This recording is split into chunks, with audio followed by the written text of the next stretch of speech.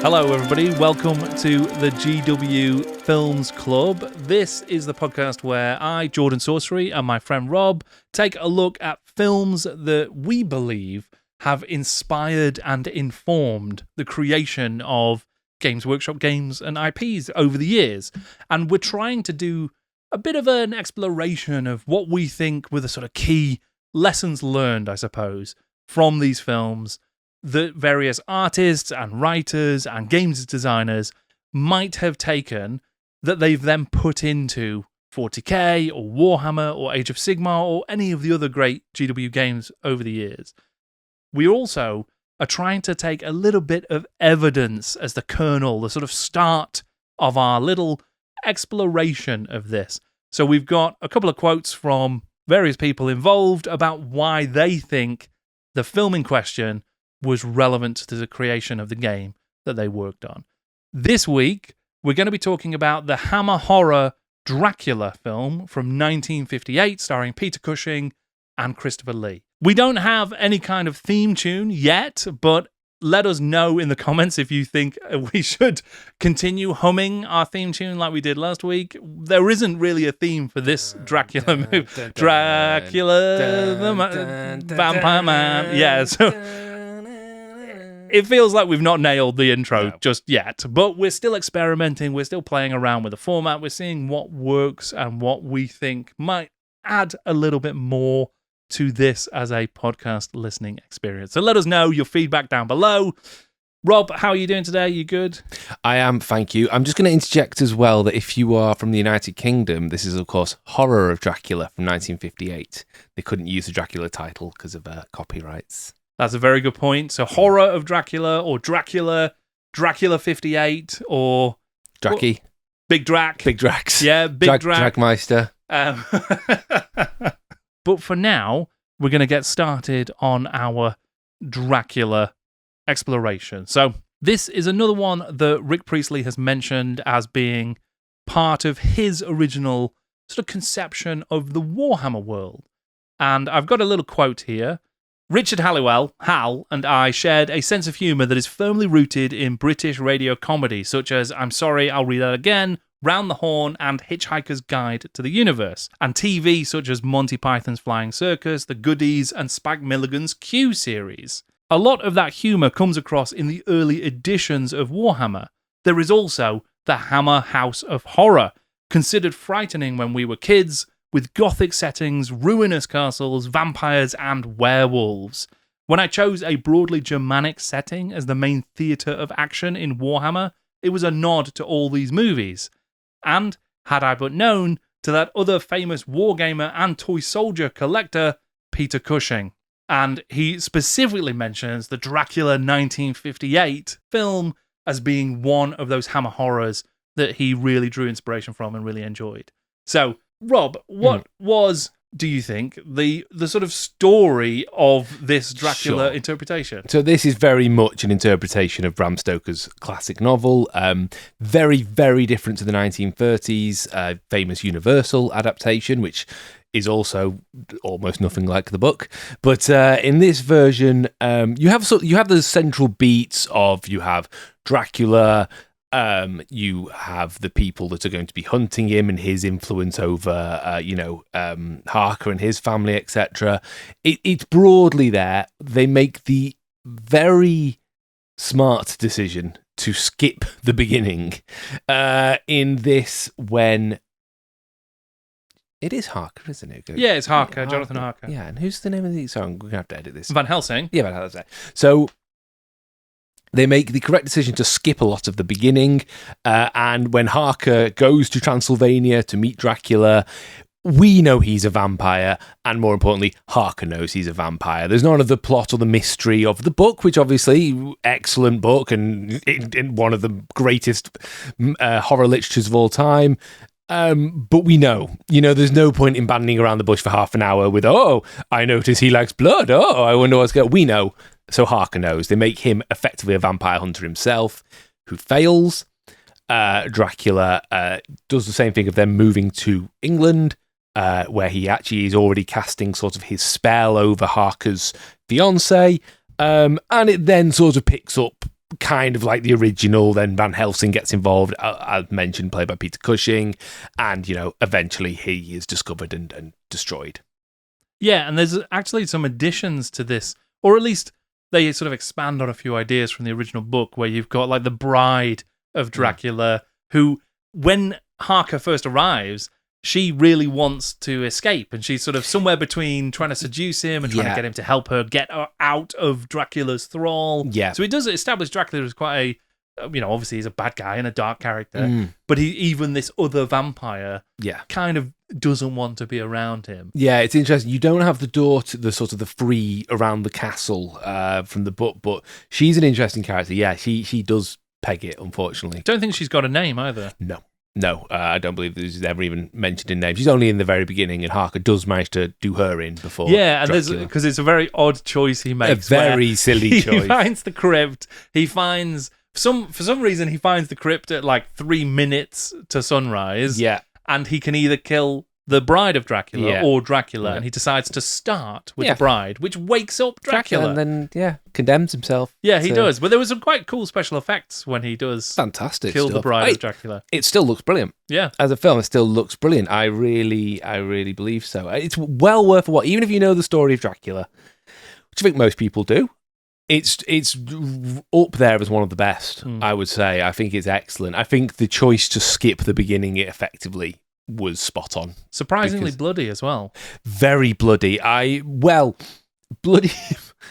They use a certain lot of red liquid. Sure. In fact, I wrote a note that this looks remarkably like the blood red paint of GW's old collection, to the point where they just cover the name of Dracula at the very beginning of the film in it. Just like, put some more on. Should we have some more? Yeah, put some more on. I really like that opening shot, though. It's just a long, steady zoom into the tomb of Dracula, and it's just got the name Dracula written on it. Yeah. It's quite a nice, foreboding opening to the movie. It's great. But, so Rick Priestley is saying that Hammer horror in general, this film in particular, influenced that kind of creation of Warhammer fantasy. Now, obviously, he specifically calls out that Germanic setting. We're in Transylvania at the start of this movie, so not quite the same, but there's obviously that sort of European flavour to it. Do you see anything obvious from this movie in Warhammer Fantasy and the early sort of versions of Warhammer Fantasy? All of it. It's brilliant. It is the Empire come to life. It is that Balkan / Germanic / Holy Roman Empire brought to life, down to Dracula's castle. Dracula's castle is this wonderful, almost fairy tale. Like, it's not a functional castle, really. It's got very fantasy rooftops. It looks like the old illustrations, the old Tony Ackland and Ian Miller stuff. Oh, very much so. It is a great film set in the Empire. Like, until you get to England, it's quite timeless.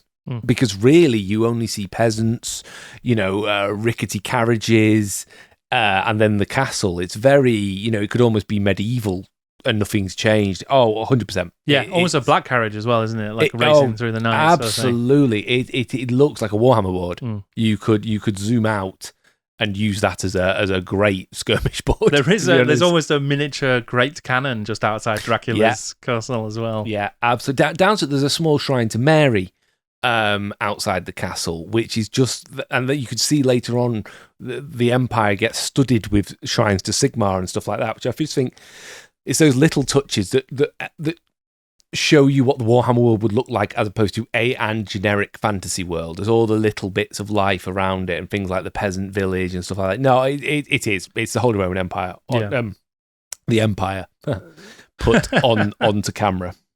Yeah, and I think one of the areas, or one of the sort of set of texts, I suppose, that really brought that to life in the early days of Warhammer was Warhammer Fantasy Roleplay, and the Enemy Within campaign in particular, which was doing a lot of heavy lifting to add the sort of meat to the bones of the Empire, how it functioned, what sort of day-to-day life was like, how the merchants worked, how the rivers worked, all of that sort of stuff. The geography of the Empire was really given a lot more depth through those scenarios and through those books. God, yeah. Wolfrup's the most important thing to happen for Warhammer background. It's the same as what happened with Age of Sigmar. It was very open and empty. Soulbound comes along, you can read that. You can read, what's for sale? How does this work? How does that work? How do people talk? And this film is a fantastic Woofrup scenario. Like it's fantastic. You could do the exact same thing basically, but as you say, Enemy Within, it was an early thing. A lot of early Warhammer and Woofrup is about the undead. There is a huge amount of the undead. It's not about orcs and goblins particularly. They're there, but the real sort of nitty-gritty stories, the Drachenfels, etc., it's all the undead. And I think Hammer Horror is the reason for that, because it's something... Oh, hello, we've been joined by Martha. It is that sort of identifiable knowing in... Because I'm being very distracted by a cat here.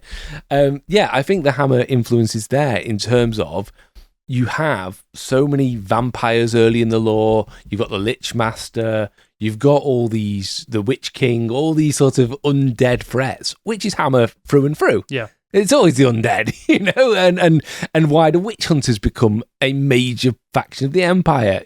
The Witchfinder General films, the Hammer Horror, it is there. And I think I want to say Curse of Dracula Horror of Dracula, apologies.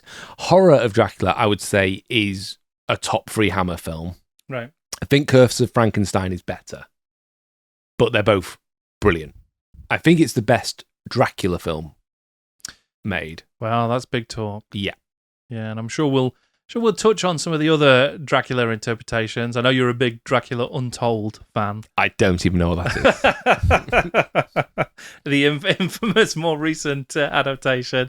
But yeah, I think there are, one thing that spoke to me quite a lot. I mean, there's a bit where they go to a tavern. Yeah. And you sort of see inside this tavern just down the road from Dracula's castle. Yeah. That felt very Woofrup-y to me. And even down to the tavern owner knows more than he's going to reveal. Van Helsing fails a check. He obviously wants to find out more information. Yeah, he just doesn't get it. So he's given less information than he'd like.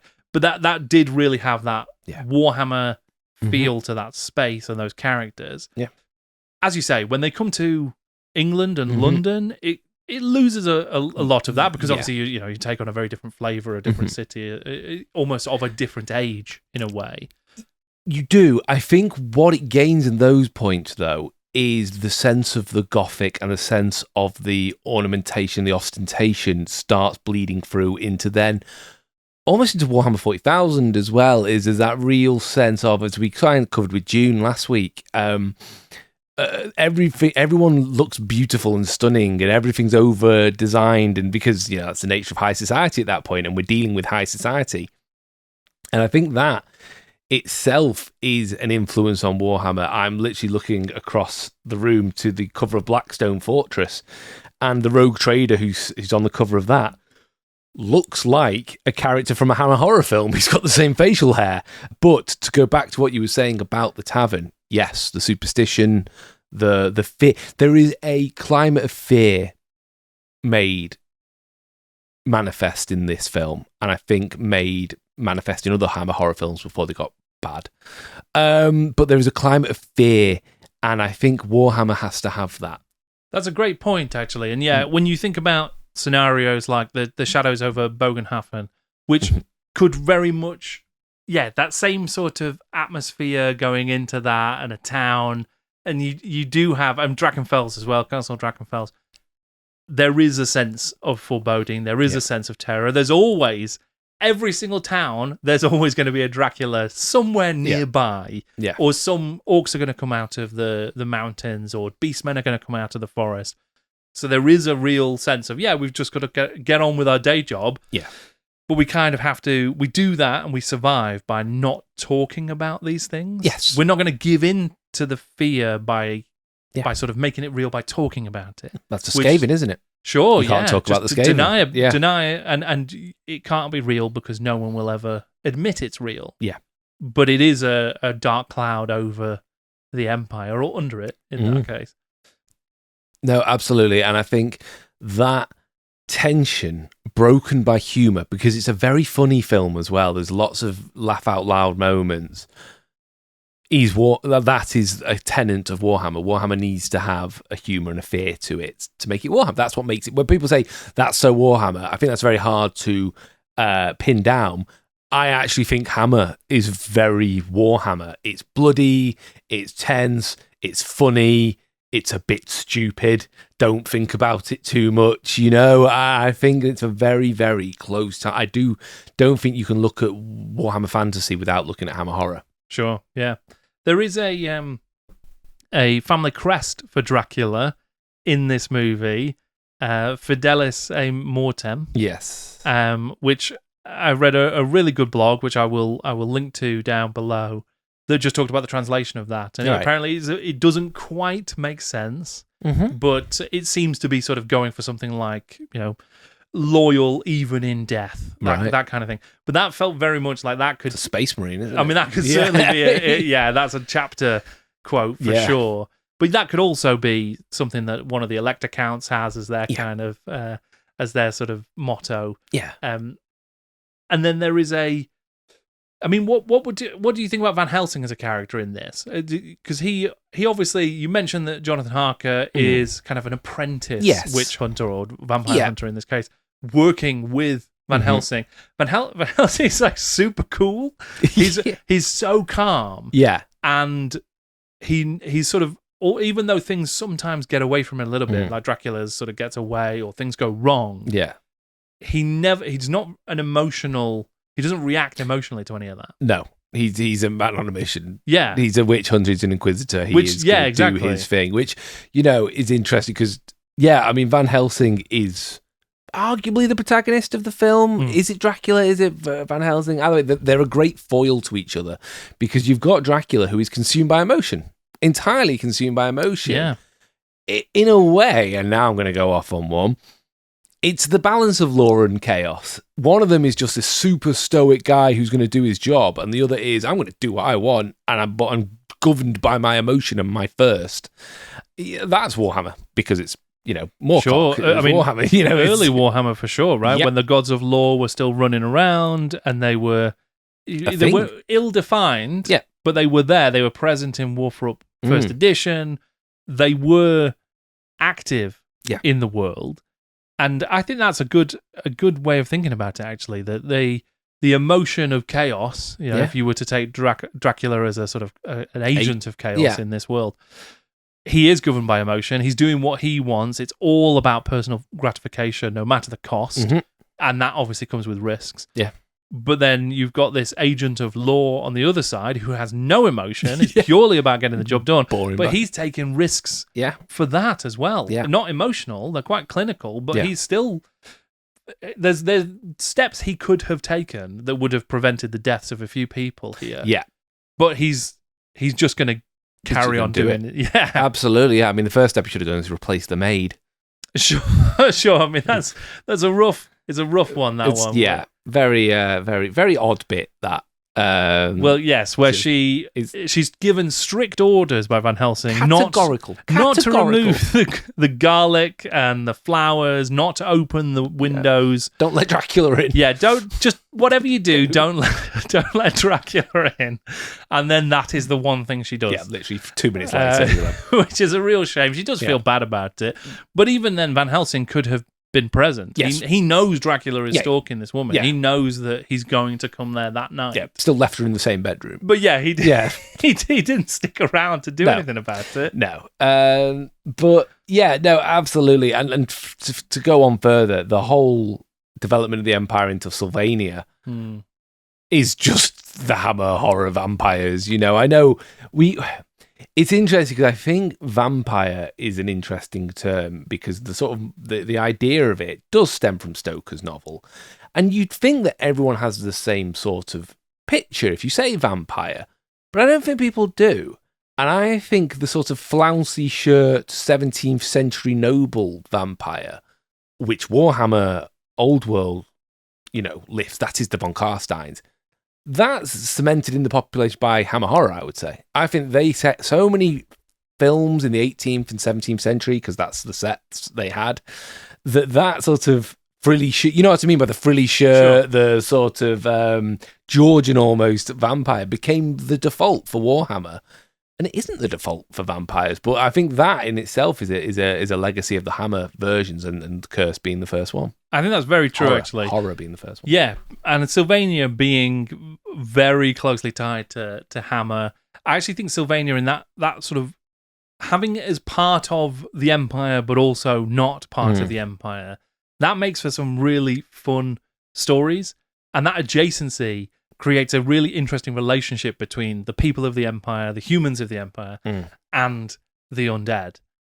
Can I give my opinion on that? Sure. I think it's stupid and I hate it. Okay, go on. I think it's ridiculous. I don't understand why the Empire or Britannia wouldn't have just stamped that county flat. But that makes that is based on the assumption that they had the power to do so, when the sort of day-to-day reality could be argued that there's a lot of other threats and they never have enough men in an army to go and do it. I don't know, just go in the daytime. But there's like ghouls and skeletons and liches and all sorts. It never sat right for me, that. And we won't get into this now. It's one of my problems with the old world, is everything's too close. I think, though, the other thing, just to stay with this tangent for a moment, is just that the idea that there's always the huge standing armies that we see on the tabletop, and they're just sort of waiting for action, when really the sort of narratives that take place in the Warhammer stories are that those armies are very rarely... Yeah, so you actually don't bring them together that often. No, absolutely. I think it would be more interesting if there had been a more...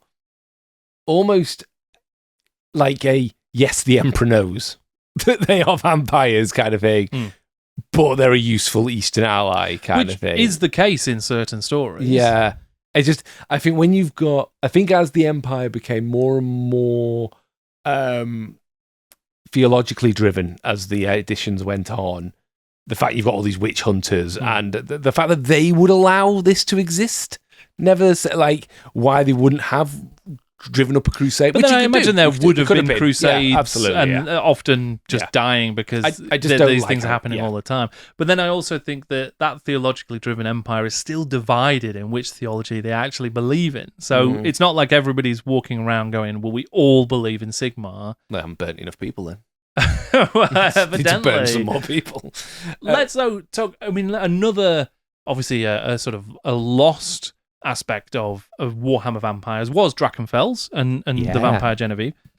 That interpretation or sort of version of vampires, well, Drachenfels not being a vampire, he's obviously the great enchanter, but he's got sort of Dracula-esque flavour. The guy in the castle that's 100%. And Genevieve is a vampire, but that version of Warhammer Vampires being a bit different, they did exist within the actual empire itself. Yeah. People knew they were vampires, they could go out during the day. There was maybe some stigma, but not much more than there would be for an elf who happened to be in the empire. Yeah. So that version of empire vampires and sort of old world vampires, that kind of works quite well with Hammer horror as well, I think. Yeah, definitely. More than the Von Carstein sat in his castle going, personally, I think I can do both. You do both. Yeah, I like both for Are my the Von version of Carsteins your favourite house of when they split the vampires? Sure, yeah, probably I think so. Yeah, and that is, I do like that classic. It is over the top, it is a bit silly, but I also like that, he's very emotionally driven, and there's a real opportunity for good stories to come from that. There's even the ring, isn't there? The end of the film ends and you see the ring of Dracula, which is the Von Carstein ring. Right. It's literally that on the nose, isn't it? Again, though, some great special effects there when we finally get that showdown between Van Helsing and Dracula. Yeah. And obviously Van Helsing succeeds and Dracula is burnt away by the sun. And it's quite dramatic and quite, I imagine, Rick Priestley talks about it being scary at the time. Yeah. When you were younger, and that was what horror films looked like, I could imagine that being a really impactful scene. Oh, God. I mean, I was scared of the bit in Indiana Jones, Last Crusade, where the guy withers into nothing. It's the same thing, isn't it? Horrible. Yeah. No, really good. It still looks brilliant. As a film, the blood red paint could be toned down a little bit. It looks a little silly at point. You're like, someone's just spilled some ketchup here. But overall, it the look of it is amazing. There's a shot where, as we say, Harker messes up, stabs the wrong person, but then Dracula appears at the top and shuts the door of the tomb, and that's it. That's all you see.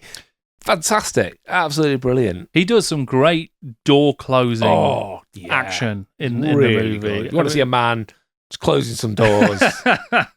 Brilliant. There's a real sense of threat to Christopher Lee as Dracula. Yes. Yeah, well, he's massive.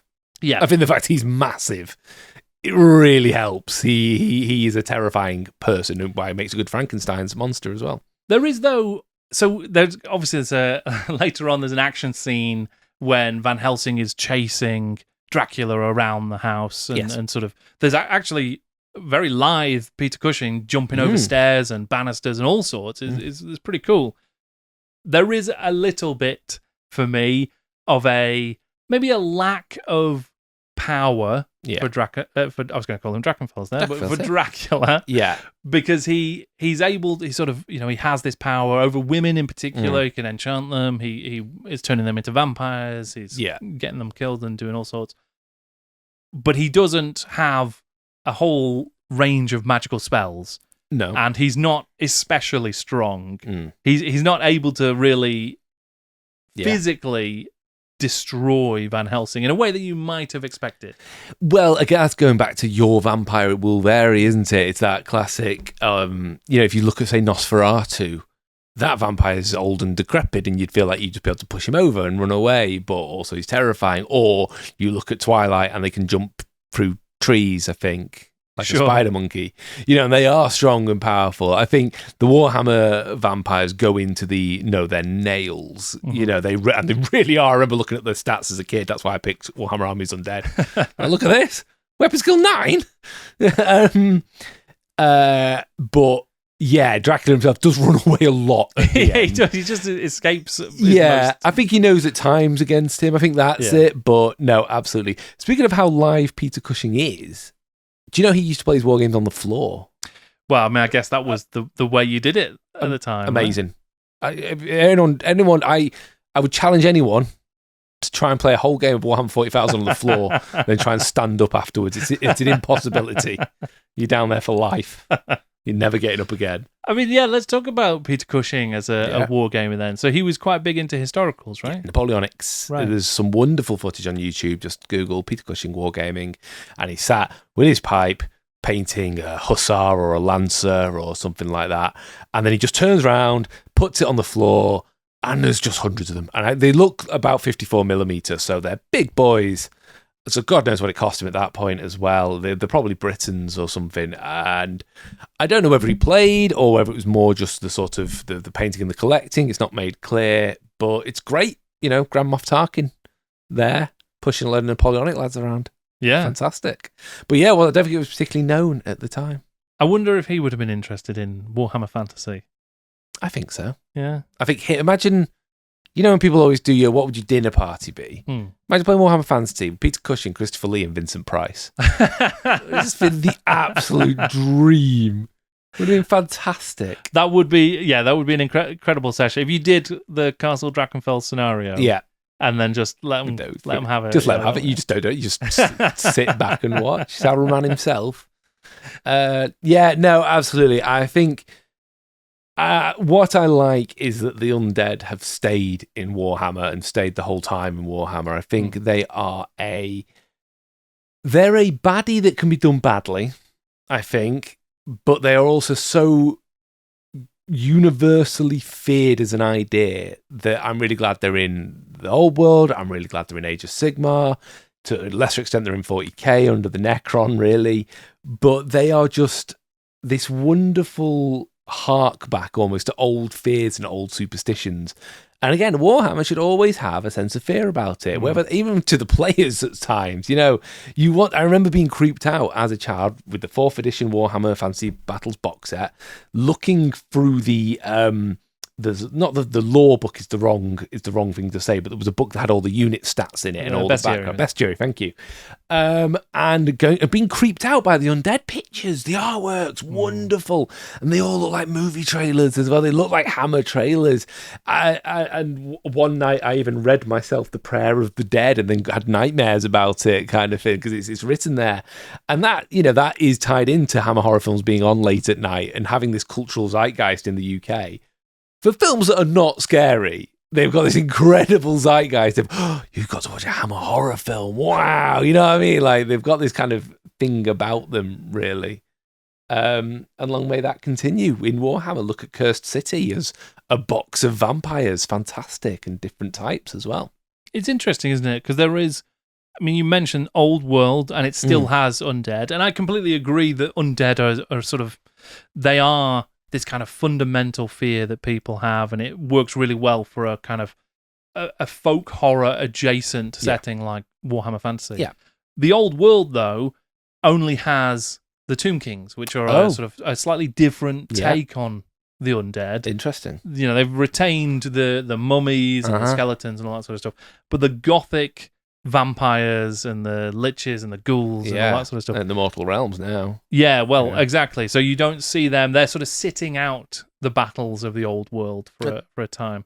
And maybe we'll see them again. Who knows? Yeah. But I do think it is a shame that we don't see as much of that in the Old World now, because for me, they are quintessentially Warhammer. They're one of the great Warhammer villains and occasional heroes. Well, wouldn't it be interesting if they were presented as a mercenary unit for the Empire? They could bring in one unit of Sylvanian mercenary state troopers or whatever, and actually just as a load of thralls in. I think that would be fantastic. Because you've got them in Blood Bowl. You've got the wonderful vampire team in Blood Bowl.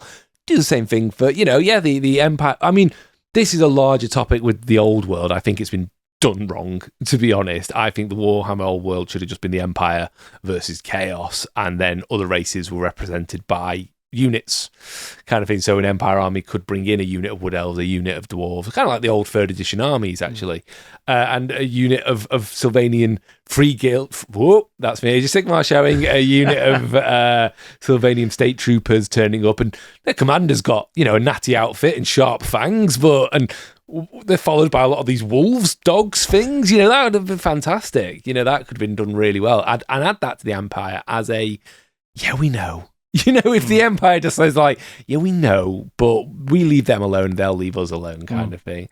But that's how it goes. I do want to give a shout out to the Flesh Eaters in Age of Sigmar as one of my favourite depictions of vampirism, because if you don't know, because you might not, basically they're all mad, they're all deranged, they see themselves as knightly lords and see themselves as this wonderful medieval society, when in fact they're all cannibals and psychopaths and just this absolute scourge.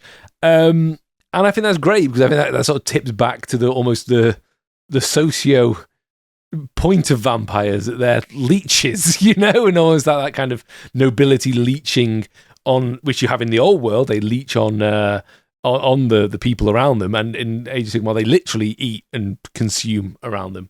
Also, there's a fantastic sect of them that worship the sun, which is the most vampiric, insane thing you could possibly do, is be a vampire that worships the sun. They're called the Blister Skin, and they go out and burn their skin off to show how devout they are. Right. I mean, you mentioned the sort of leech nature of vampires, and absolutely that's always been a classic aspect of them as these kind of villains. That is something that's quite good in the 58 Dracula. And it's what we were talking about before, about just how Dracula is, his power, when we see him at his sort of most magical, if you like, is the way in which he can sort of enthrall, ensorcel the women of this era, of this world. Yeah. And he's just destroying their lives every night that he returns to them. And everyone seems powerless to stop it, with the exception of Van Helsing, of course. Have you seen any of the other Dracula adaptations, Rob? Across the years? years? Have you seen any of the other ones? I have seen... Specifically Bram Stoker's Dracula, I guess, by Francis Ford Coppola. You were really angling at that, weren't you? I was. That's the one I was looking for. Do you know what? No. No? I've seen, obviously, the famous armour. and how then Sure. it was adapted, Which is for very- Mephiston in the Blood Angels. Absolutely. And then I think you also see that in Age of Sigmar Yeah. with a lot of the Soulblight. Yes, I think that they all have ornate armor that Yeah. kind of has a feel of that Yeah. sort of design. I've not seen that. I have seen clips, so I know where the bloody bastard sleeps. Sure.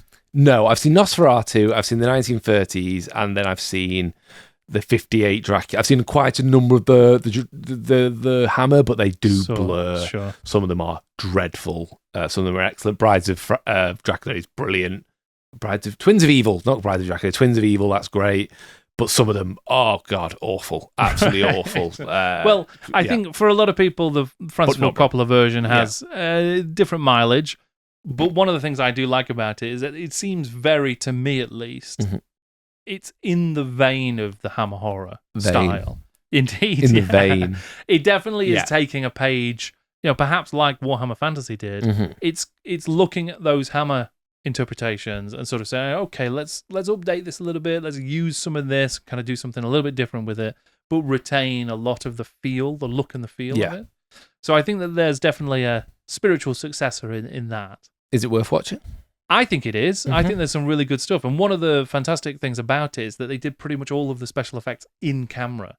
So everything is sets or sort of very clever photography, or there's things where they're on trains and they're doing the classic sort of not quite back projection. No, but I they've get kind you. of got the someone running around with exactly with a bush, that sort of thing. Yeah. All of that kind of thing, and they do some really inventive, otherworldly kind of special effects with it to create the sense of Dracula looking over people and sort of watching events unfold.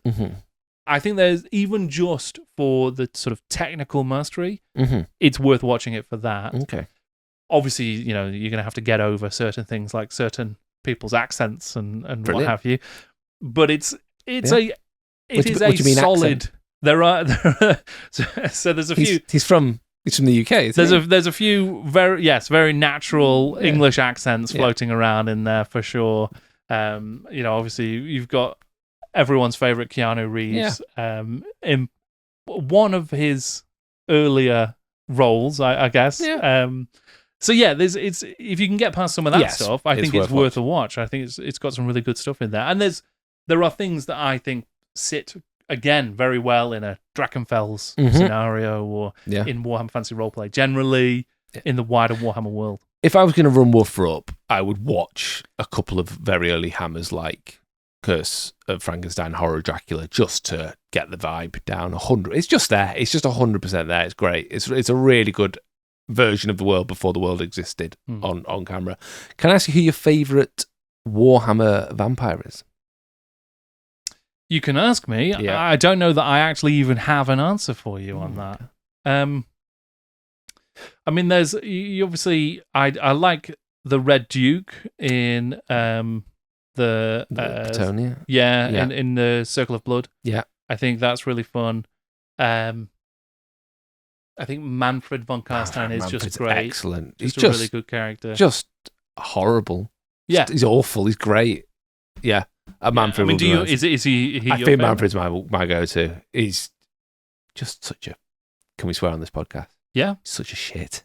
Oh, no, actually, I know who. And this people probably won't like this, but I think it might be Genevieve. Actually, yeah, Genevieve's good. And I think the reason for that is because I really like that Jack Yeovil or Kim Newman version of vampires in the old world. So I think for me and any Woofer Up campaign that I run, I'll be taking both a bit of Sylvania and the sort of, the Hammer Dracula sort of style of stuff, and I'll be taking the vampire Genevieve just running a bar. Yeah. And it's absolutely fine. People don't really care that much. Yeah. I think that works really well. But then I also quite like an empire that has loads of dwarves and loads of elves and loads of ogres in it as well. Yeah, you like it. Yeah, absolutely. I think... and that is an older Warhammer version. Say, you look at the Third Ed armies, and there are units of halflings and ogres and stuff. And why not vampires then? Sure, yeah, absolutely, yeah. So, I think we've sort of explored a few aspects of the Dracula of it all, vampirism, how that's informed some elements of Warhammer. probably more specifically Warhammer Fantasy Roleplay, it Yes, feels like, very and much you know, so. that sort of earlier version of the Warhammer world, and how Hammer generally, as a sort of genre of horror, definitely feels like it was running through a lot of those early creators, Priestley and the guys who were working on Wolfrup and some of that kind of stuff. Is there... I mean, you mentioned a couple of different Hammer films that you'd recommend there. Is there anything else from the Hammer stable that you think really speaks to Warhammer Fantasy? That's a big question. I'd say Curse of Frankenstein. Right. Watch that as well. It's just brilliant. It's Lee's the monster. It's bloody. It's horrible. It's really good. Maybe their version of The Mummy, actually. Again, Cushing in the lead role, playing a brilliant scene where he's playing himself as 21 or something, and he is not 21 at that point. I'll go for that. And then really, I would say Witchfinder General and Blood on Satan's Claw, which I don't even know are Hammer. Now I've said that out loud. I don't think they are. I don't think they are, so ignore them. No, but they are definitely... But watch them. Yeah, there's definitely a connection there. So that's all of the sort of, well, not all of, but a lot of aspects of the Warhammer Dracula connection. But that's not the only kind of game that Games Workshop produced that had a lot of Dracula sort of influence, I guess. Yeah. I mean, is that a strong enough word? I mean, yes. One of the most famous board games he produced was The Fury of Dracula, literally an adaptation of the chase around, closer to the actual book than the film is. Sure. But it's the same thing. Yeah, you're chasing around. The cover art is wonderful. It kind of looks like Christopher Lee in his get-up. And, you know, that was a big hit. It was a great game as well and highly recommended. And like adjacent to that, they were producing things like the Gothic horror range of miniatures, which are wonderful if you ever get a chance to look at them in the catalogues. Just these lovely nasties from various horror movies, not just Dracula, but all the Hammer milieu and other stuff. And to go with them, your set of it is right here to my left. Halls of Horror, which were floor plans, which for mansions and crypts and all the goodies that you need to run a Drakenfell / Dracula / Frankenstein game. Absolutely wonderful. Really, really good. Because they almost look like they could be the Harker Manor from the 58 Dracula film, these different tiles. Yeah, absolutely. Even got the tapestries you can pull down and everything. Yeah. Absolutely wonderful. So really, you know, it's in the product range. It's not hard to forever be bumping up against a Hammer horror product almost. I think it's called Halls of Horror as well. Yeah. That could very well be a Hammer film. Yeah, 100% could be. And I think that the reason they did a lot of that particular range, those Citadel, the horror, the Gothic horror range and the Halls of Horror tiles for use, they're compatible with the dungeon floor plans which were designed for Wolfrup. Yeah. Obviously, Wolfrup isn't really doing sort of Victorian mansions, so apparently it was all part of a larger strategy to try and get hold of the Call of Cthulhu license at the time. Right. Because they wanted to do more of the Citadel miniatures for it. Right, the investigators and things. Yes, they did a range of investigators. Yeah. They did all the Gothic horror. They did all of that sort of stuff. And then it went a different way. Right. So they didn't get to do it. But they still released some really fun supplements for you to 100%. use. And of course, they did their own reprints of Chaosium's Call of Cthulhu games. Yeah, and absolutely, you had that for... There's always been, I don't want this to go into a Cthulhu thing, but there's always been that parallel world almost of it, and you know, and the horror element is just another one of where you get that sort of crossbreeding between the two properties and horror in general. Oh, very much so, yeah. I think Warhammer's got a very close relationship, not just with Hammer horror, but with Cthulhu, sort of Lovecraftian horror as well. Yeah. I mean, you know the Hammer films better than I do. Are there any sort of Lovecraftian aspects to any of those movies, or do they play it a bit straighter than They that? play it a bit straighter. You have a lot with cults and rituals, which is often sort of the boogeymen in Cthulhu films. There's very less cosmic horror. No, very much more grounded in the thing from, you know, the crypt or something like that. So I'm going to say no, but please let me know if I'm wrong, because I'd love to see Hammer's take. Maybe something like... The closest would probably be something like X Terror from the Unknown, or even the Quatermass films. They're probably closer, though not being the traditional medieval horror. The more sort of modern would be, yes, maybe something like Quatermass or X Horror from the Unknown, which is effectively a Quatermass film. Okay, yeah, sure, that sounds good. And then you mentioned the cults there as well, and that sort of loops us back around to a lot of the enemies within, Yes, and you see 100%. so many different cults across Warhammer Fantasy, especially the role-play games. Yeah. They are a real threat to the Empire, a threat to humanity, because it's not all just Chaos Warriors and great big demons. Yeah. A lot of the threats that plague the Empire in particular are these kind of insidious people in hoods and robes doing, dark rituals in the dead of night. Yeah, particularly in Woofrup, I would say, when you're an idiot armed with a stick and you're fighting another idiot armed with a stick, and one of you is going to try and hit on weapon skill 32. But, we'll be here all night if needs be. I've got a job. It's your own time you're wasting. But yeah, definitely there's a relationship there. But we're going to continue exploring these kinds of connections, the films that may have influenced different aspects of different games from Games Workshop over the years. We've got a long list of films that we want to take a look at. We'd love to hear from people about whether or not you guys enjoyed this. What sort of things should we be bringing in and talking about more or talking about less? And I think we've got a strong idea for what we might cover next week. I mean, Rob, you've got a bit of a clue about it. Yeah. What we're going to cover next week, we're not going to need eyes. You say that, but I think we will need eyes because we're going to be watching The Road and we're going to be watching Mad Max. We're going to be talking about how that informed, I think, Dark Future, but it also spins out into a lot of 40k stuff. So this one should be a really fun one.